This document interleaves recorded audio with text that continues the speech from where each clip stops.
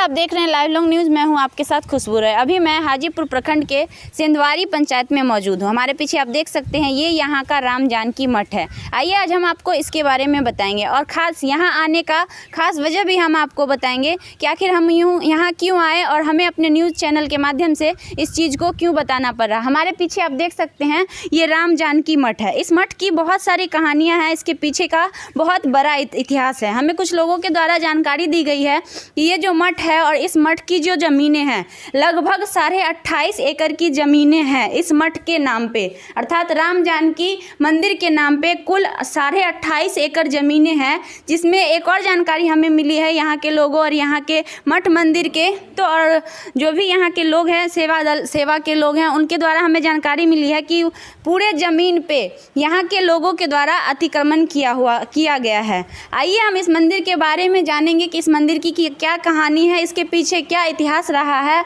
और साथ ही जो बातें उछाल में आ रही है कि इस मंदिर की 28.5 एकड़ की जो ज़मीनें हैं उस पर यहाँ के लोगों द्वारा अतिक्रमण कर लिया गया है, उसके पीछे की पूरी सच्चाई क्या है ये जानने के लिए आज हम यहाँ पहुँचे हैं। हमारे साथ यहाँ के इस मंदिर के मठ के महंत हैं, वो भी यहाँ पे मौजूद है। आइए हम उनसे बात करेंगे और जानने की कोशिश करेंगे इस मठ के पीछे की पूरी सच्चाई क्या है। बाबा प्रणाम प्रणाम, जय सीताराम जय सीताराम। ये जो मठ है इसकी पूरी सच्चाई क्या है और इस पे कुछ बातें चल रही हैं कि इसकी ज़मीनों का अतिक्रमण कर लिया गया यहाँ के लोगों के द्वारा, तो पूरी कहानी ये है कि 1988 में यहाँ के आखिरी महंत राम सागर दास जी का निधन होने के पश्चात ये जो मंदिर है ये यहाँ के गांव के कुछ लोगों ने कमेटी बना के अपने हाथ में ले लिए देख रेख करने के लिए, और उन्होंने इसकी देख रेख नहीं किया।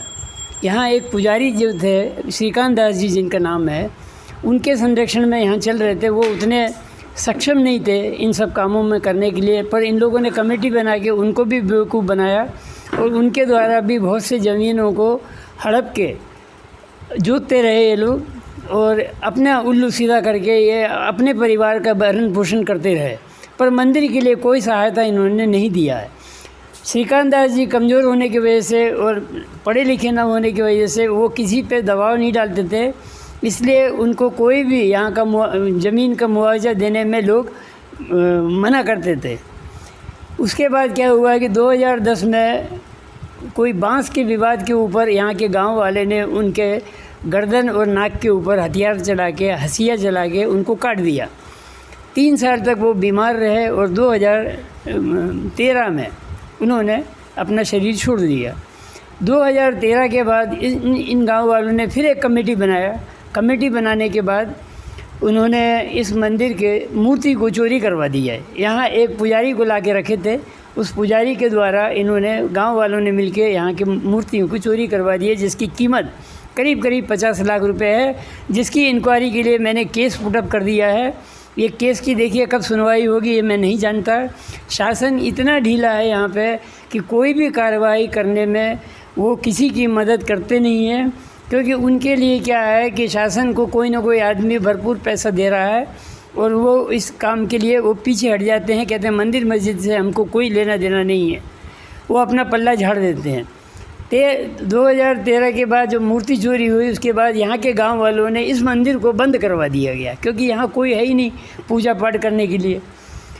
2018 में जब मूर्ति प्रतिष्ठित होने का समय आ गया तो मुझे ये खबर दिया गया कि बाबा जी यहाँ पे एक मूर्ति का प्रतिष्ठित करना है, आप आ सकते हैं क्या। मैं इसी मंदिर का मंदिर है एक जो कमतौल में है दरभंगा के पास, वहाँ मरवा करके जगह है, वो इसी मंदिर के अधीन है, वो भी राम जानकी मठ है और इसी बाबा जी का है।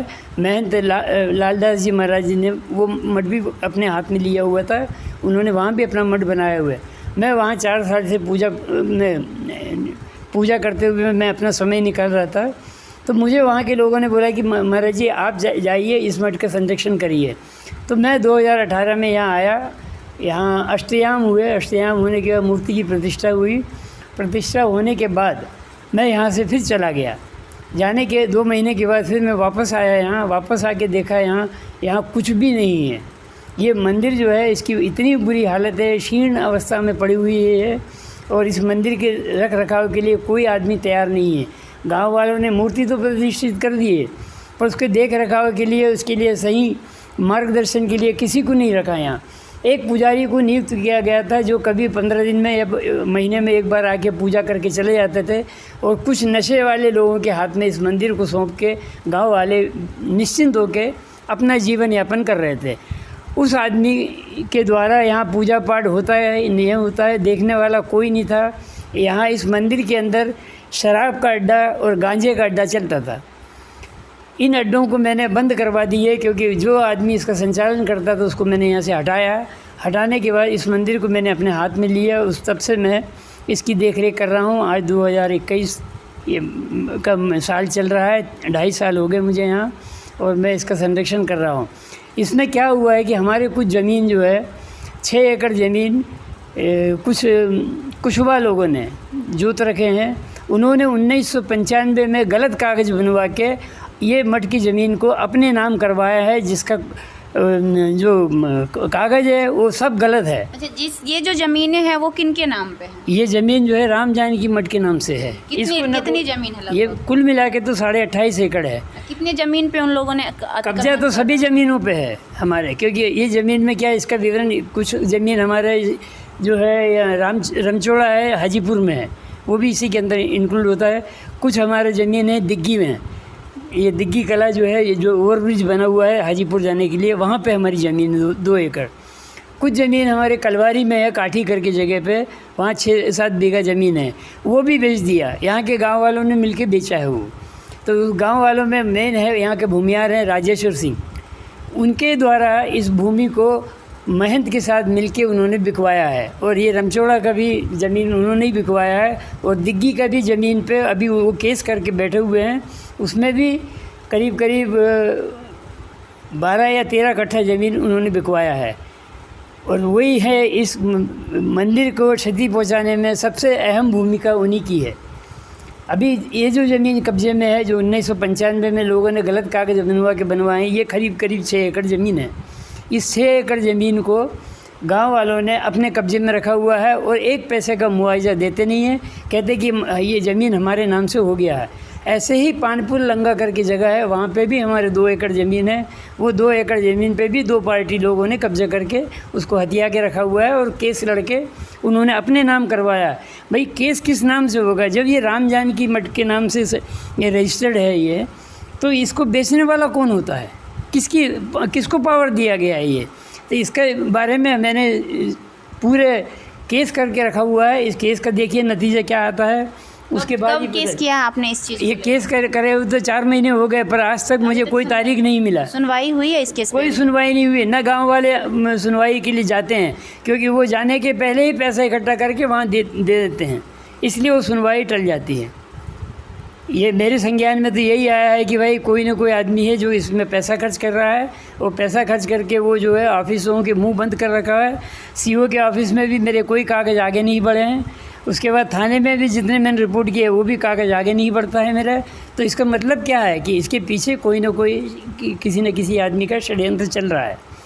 अब आप लोगों से यही मेरी प्रार्थना है कि भाई इस प्रकरण को आप उजागर करिए, उजागर करके इस मठ को बर्बाद होने से बचाइए, क्योंकि इसकी इतनी बुरी अवस्था है कि ये कभी भी गिर जाएगा। और गांव वाले यही चाहते हैं कि ये मंदिर गिर जाए, तो ये इतनी भूमि को भी वो जोत के अपने नाम कर लें। हमारे पीछे एक रहते हैं, क्या नाम है, एक मास्टर जी हैं, उन्होंने भी 14 कट्ठा ज़मीन का क्लेम किया हुआ है। वो कहते हैं कि हमको रैयत ही मिली हुई है, जबकि उस आदमी ने आज तक ये खेत को जोता ही नहीं है। उनका नाम है जमुना प्रसाद। कुल कितने आदमियों का, लोगों का हाथ है इसमें? 28 लोगों का हाथ है जो ज़मीन जोत रहे हैं। 28 लोग हैं जिनका मैंने नाम दिया हुआ है। वो नाम की चाहिए तो आपको भी मैं एक कॉपी दे देता हूँ, वो कॉपी देख लीजिए आप। और मैंने 144 के लिए भी मैंने यहाँ अप्लाई किया है, पर SDM कोर्ट में आज तक वो बैठे नहीं हैं। तारीख पे तारीख मुझे देते हैं, पहले 2 तारीख दिया, फिर 10 तारीख दिया, अब 20 तारीख दिए हुए हैं।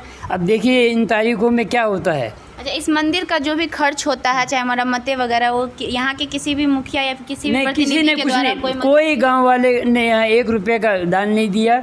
आप तो छोड़िए दान का, 5 रुपये की अगरबत्ती किसी गांव वाले ने लाके यहाँ जलाया नहीं है। वो यदि कोई जलाया हो तो मेरे सामने आके बात करे। वो कहीं से भी कोई पैसे का हमको नहीं मिल रहा है। जो मेरी थोड़ी बहुत ज़मीन बची हुई है, जो लोग जोत रहे हैं, वो उनसे कुछ ना कुछ हमको मुआवजा मिलता है। करीब करीब 50,000 के करीब हमको साल भर का मिलता है। उसी से मैं अभी इसको चला रहा हूँ। और कुछ आम की गाछी में से पैसा आ जाता है 30-35 हज़ार रुपये। ये सब मिला के करीब करीब 1 लाख रुपये आता है। 1 लाख रुपये में मैं इस मंदिर को मेंटेन कर रहा हूँ। और इसके बाकी जितने भी मेंटेनेंस का खर्चा है, ये मैं अपने पास से लगा रहा हूँ। अच्छा, बिहार सरकार से आप इस चीज़ को लेकर क्या गुहार लगाना, क्या कहना? बिहार सरकार से यही गुहार लगा रहे हैं कि भाई इस मंदिर की जितनी ज़मीन है, इसको मुक्त करवा के हमारे हवाले करिए, और इसके हम अपने हिसाब से इसकी उपज निकालेंगे। हम इस मंदिर की संरक्षण करेंगे। सुप्रीम कोर्ट का एक आदेश आया है जिसके माध्यम से मठ और मंदिर की जो ज़मीनें होती है वो किसी की नहीं हो सकती। किसी की नहीं है, इवन पुजारी की भी नहीं है। हम लोग सिर्फ सेवा करने के लिए यहाँ बैठे हुए हैं। हम कोई भी ज़मीन को बेच नहीं सकते हैं, हमारा अधिकार नहीं है। तो जो लोग दावा कर रहे हैं उस ज़मीन का अपना वो होने का, दावा कर रहे हैं तो वो गलत तरीके से बनाए हुए हैं ना। उसी की तो इंक्वायरी मैंने डाली हुई है, उसी का मैंने केस दर्ज किया है। अब देखिए केस का फैसला कब आएगा। ये केस का फैसला आएगा तभी मुझे पता लगेगा ना। जब वो कोर्ट में खड़े होंगे, उनके कागज़ देखेंगे, उनके विरुद्ध में जब खड़ा होकर मैं अपना आर्गूमेंट करूँगा, तभी मुझे पता लगेगा ना कि भाई असल में क्या है, क्या चीज़ है, ये कैसे कागज़ बन गया, ये किसने बनाया, ये कागज़ कौन है, ये कागज़ बनाने के पीछे किसका हाथ है, ये मुझे तभी पता लगेगा ना। तो इसके लिए आप लोगों से भी हमारी यही रिक्वेस्ट है कि भाई इस प्रकरण को आप थोड़ा उजागर करिए। उजागर करने के बाद सरकार को चेताइए और इसके विरुद्ध कार्रवाई के लिए। जमीन की जो कागजें होती हैं वो ब्लॉक के पदाधिकारियों की मदद से बनाई जाती है, तो कहीं ना कहीं उनकी भी मिली भगत है। जब 95 में आपने कागज़ बनाया तो किससे पूछ के बनाया आपने, जबकि ये मठ जो है न्यास बोर्ड के अधीन है। तो न्यास बोर्ड को भी आपने बताया नहीं है, और आपने बगैर बताया है ये ज़मीन किसी के नाम कैसे कर दी आपने। तो इसका मतलब है कि ये लोग मिले हुए हैं, इस प्रकरण में ये लोग मिले हुए हैं। तो ये थे हमारे साथ रामकृष्ण दास जी, जो कि वर्तमान में इस राम जानकी मंदिर के महंत हैं और यहाँ की सेवा कर रहे हैं। आप हमारे पीछे देख सकते हैं, ये मंदिर है और ये थी यहाँ की पूरी सच्चाई और पूरी कहानी जो कि हमने आपको महंत जी के द्वारा बताने की कोशिश की। महंत जी ने साफ तौर पे कहा कि इनकी जो ज़मीनें हैं लगभग 28.5 एकड़ की ज़मीनें हैं।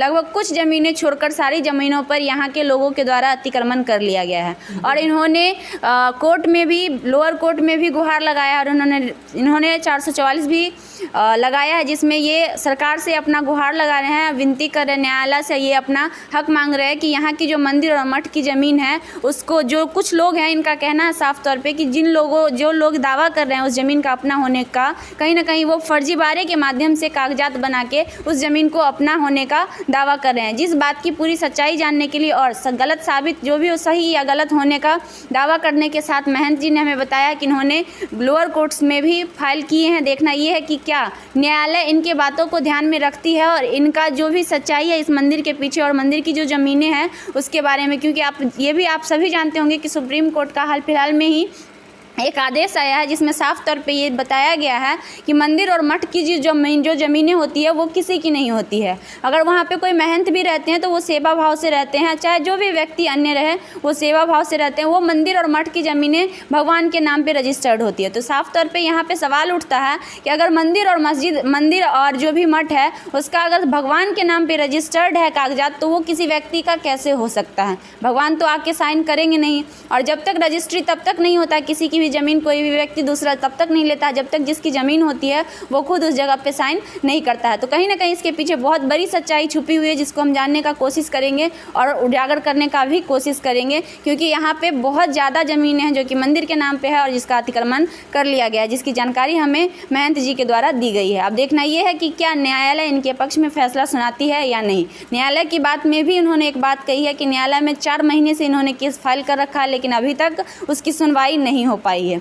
हम उसकी भी जानकारी लेने का कोशिश करेंगे और देखना ये है कि क्या न्यायालय इनके पक्ष में फैसला सुनाती है या नहीं। आगे की जानकारी भी हम आपको देंगे। आगे की जानकारी के लिए बने रहिए लाइव लॉन्ग न्यूज़ के साथ।